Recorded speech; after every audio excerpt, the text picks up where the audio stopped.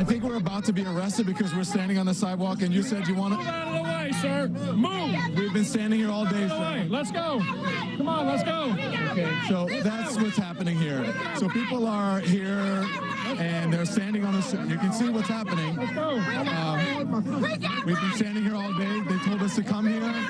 I can't move. I'm not going to resist a police officer. So I'm being pushed back by the police officer. You can see this is exactly what the citizens have been dealing with. Now you see why people are so upset here.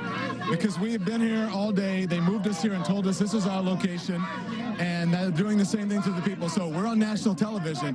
So imagine what they're doing, people, when you don't see on national television, the people who don't have a voice like we do.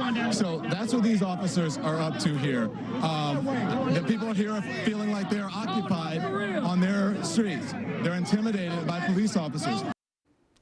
That was CNN's Don Lemon, who, you know, there's an expression, don't try and become part of the story, cover the story if you're doing this.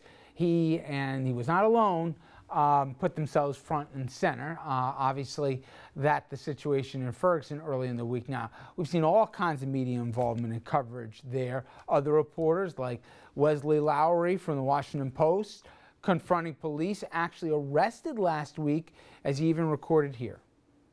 Grab your stuff, let's go. I'm working on it. Stop videotaping, let's grab our stuff and go. Right to videotape you, sir? Hurry up, let's go. Please don't leave her go to me. Let's go. You see me working. Please do not tell me not to use my It's time to go, right? let's go. Please not leave a gun. We're down about 45 seconds, let's go.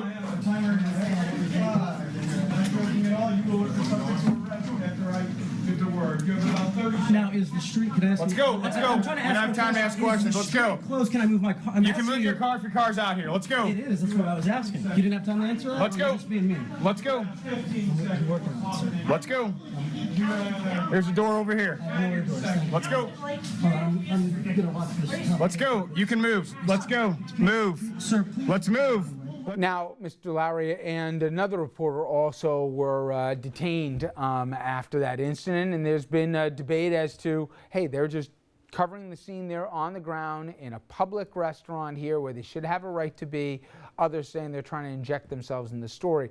But then you have this. CNN International's Rosemary Church. I want you to listen closely to the question she asked from the anchor desk that frankly raised more than a little anger when it came to social media. Talk to us about what police are saying to you, why they're using this strategy, why the use of tear gas, stun grenades, why not perhaps use water cannon? At least it's not going to have the same sort of effect, or maybe something that targets this small group. As you say, this blanket cover of everybody involved, everyone struck by the tear gas. As the director said, it always sounds better with a British accent, but she talked about, here we are using a water hose, and we want to break out the dogs, right? I mean, but honestly, you guys have seen this play out. I'm not trying to be too old school here. I think you guys agree with me. 10, 15, 20 years ago, in our business at least, it was not good if you could, but a prerequisite that you could work without a net, that you didn't need a prompter to be able to be informed on a story and cover a story. There is so much showboating I've seen here and covering and watching this story playing out on the networks, more than I've seen in a lot of other stuff.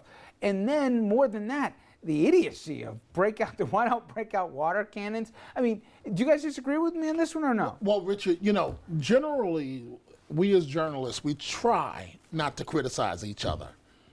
Sort of like police officers, teachers, any profession, lawyers. But oh my God, who let that woman on the anchor set? But it's not just her though. And no, it's not just her. I'm going to Don Lemon in 1 second. I'm going to go to Don Lemon in 1 second.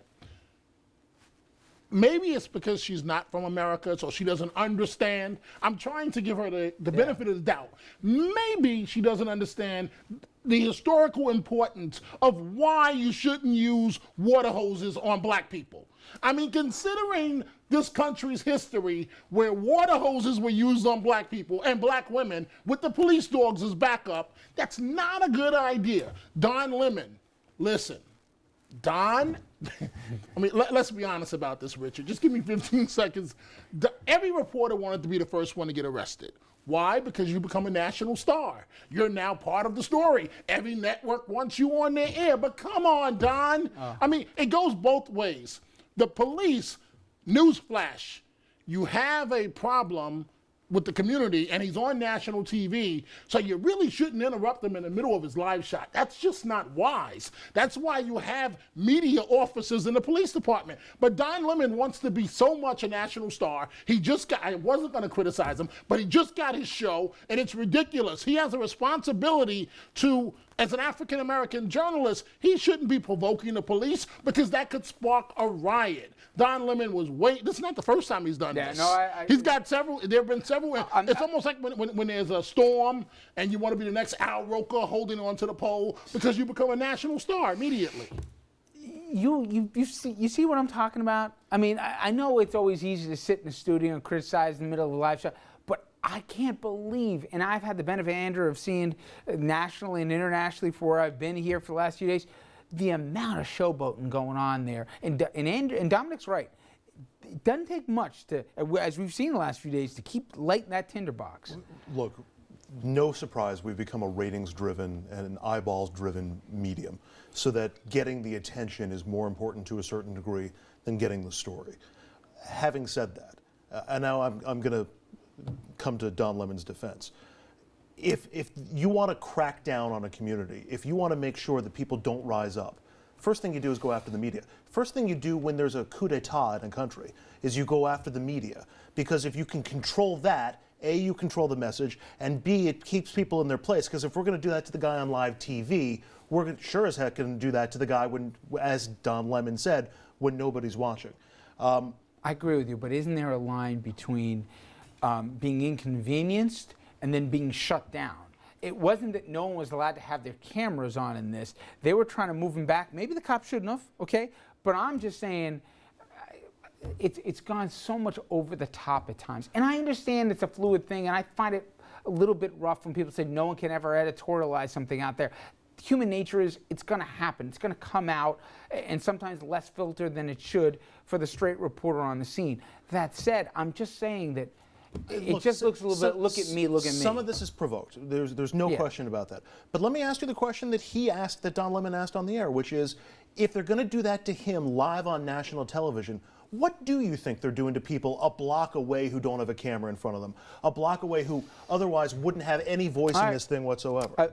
Legitimate, and I think a fair point. I just think that a lot of other people would have handled it, and this was just one snippet. And I'm not just picking on Don Lemon. A whole bunch of them here are doing this day after day.